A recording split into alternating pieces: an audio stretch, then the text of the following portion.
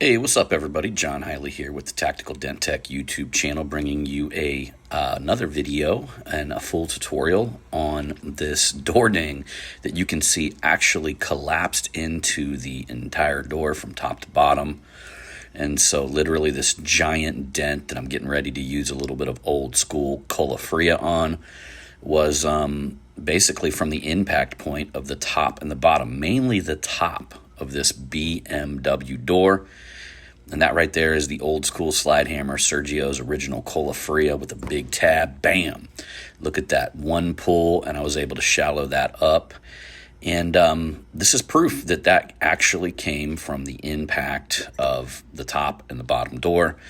In fact, the body line is so hit in deep, as you can see right here, that you can kind of see it opening up at the bottom, that apex. It was actually all the way down into that large dent.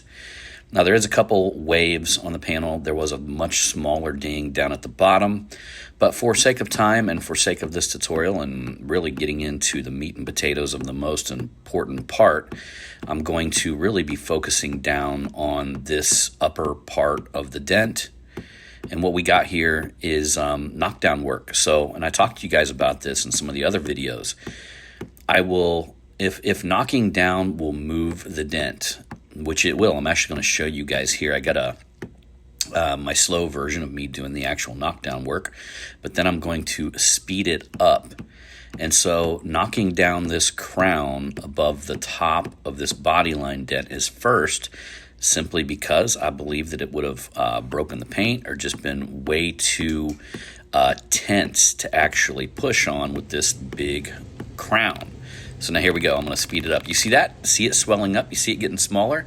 That right there is what I just did in that knockdown work, but it was sped up by like 10 times. So you can actually see that by hitting the crown, it made the dent smaller. So it was critical to do that because some crowns, depending on if they're crown heavy or depending on if they're dent heavy. Okay, right here's the tactical dent tool, snap it in place. This is a double bend soft tip that I'm starting with here, and that's how I'm going to be pushing it inside the door. And so, but again, I always look at the dents. If the crown is going to move the dent and make the dent more shallow, then I go for that first. If moving the dent is going to make the crown smaller, then I will go for that first.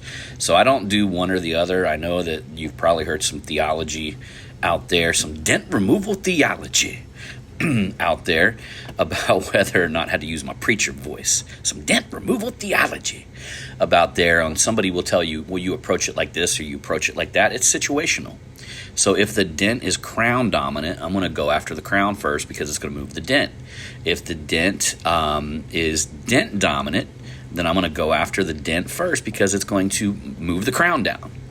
And so you guys got to think on the opposite side of the panel. If I took this panel and I reversed it with that big old crown, that crown is a dent on the other side of the panel. You see, it's outward metal on this side of the panel, but if I was on the other side of the panel, it would be a dent, and the dent would be the high spot, right? And so it's very situationable, but you can see situationable. So now you guys can see here that I'm in here and I am just pushing. Now this has taken everything that this tool has, y'all. And this is a stainless steel, hardened, incredibly powerful tool. And this dent is so tough that it's taking everything that this tool has to actually make a decent push on it.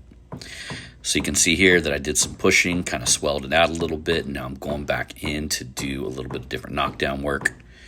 And yes, I am in a new shop doing this work. You can almost see the tool starting to bend a little bit. I mean, look how much pressure that I'm putting behind it. Look at my stance. And look at how my upper arm is just throwing down the body weight on this body line. And got the heat gun, by the way, guys, pointed at it this entire time. Okay, so now that I'm going to go ahead and put this black magic tip on there. Incredibly powerful, very hard to get through these tips, but I am going to put some duct tape on there. This is, I believe, just Gorilla Tape, or maybe, no, this is just plain duct tape. This is just so it doesn't fall off. I'm not really relying on the duct tape padding, even though there's going to be a little bit of it on there. But this right here is making sure that the tip doesn't fall off down there inside of the door panel. But now you can see I'm using a little bit of a thicker diameter tool here, and look at this, my friends. So look at these pushes that it's making in there. And this is usually how body lines will shape up. And harder hit dents, that's not going to come all up at once like the bigger dent that you've seen in the beginning. It's going to take little push by push, and the entire time I'm fighting bringing that body line up, the core of that body line. Because once you get the core of that body, see that push right there, the core of that body line up, and you start to get that flat, it's going to relieve the tension, everything around it. The stuff above it, the stuff below it, is much easier to push as you begin leveling out and actually reshaping that entire body line, which makes everything else much easier as everything comes up symmetrically. But you're not going to just like go in and bring all the body line up, because you could risk cracking the paint. Everything's got to come up balanced.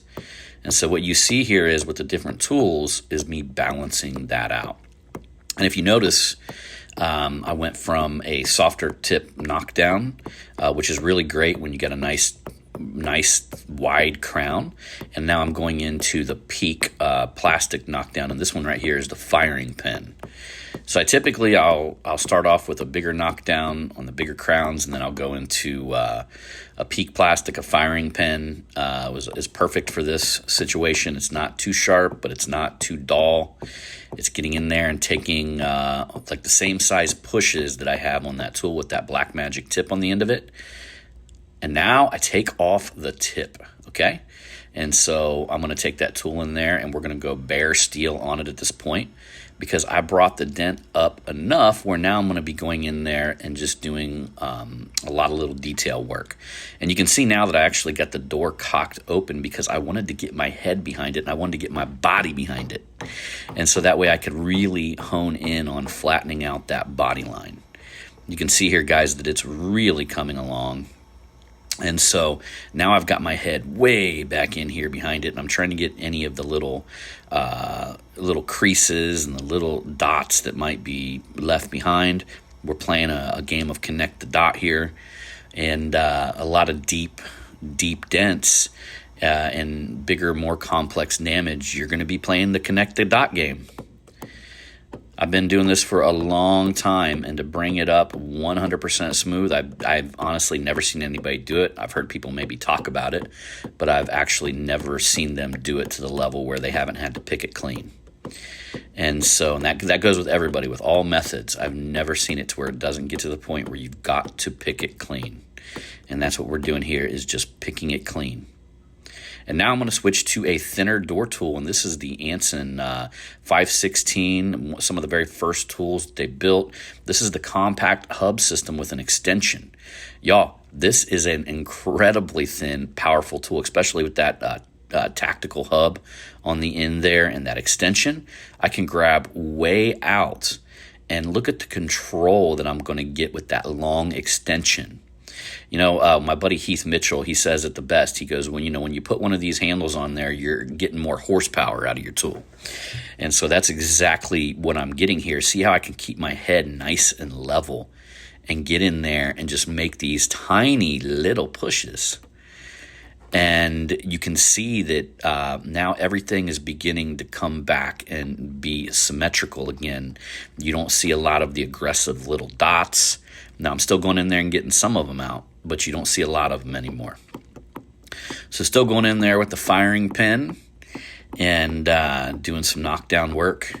I'm using that Dent Vision paddle as well. I don't know if you guys have noticed. You've probably seen it a lot better in some of the side shots of me working on the panel or doing the knockdown work. But I'm using a Dent Vision paddle, and I love that thing. All right, so there we go. Now you see me doing the first cross-check. This is the very first time that I cross-checked it, and this was just a necessity. It has to be cross-checked.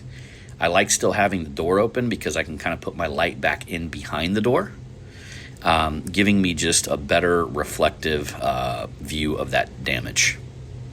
All right, guys, there it is. You can see no holes were drilled in that door. That's the little factory hole in there. Didn't even take that out because it wouldn't get me anywhere with the door handle there.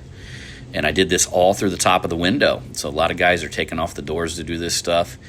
This one, I just opted to customer waited in the lobby area for me. Very nice BMW. Client was waiting in there. And I just wanted to knock this thing out while he was waiting. And I think it took about 2.5 hours. So no need to take the door off. No need to take off the door handle. I avoided all that stuff. And as usual, I'll see you on the next one.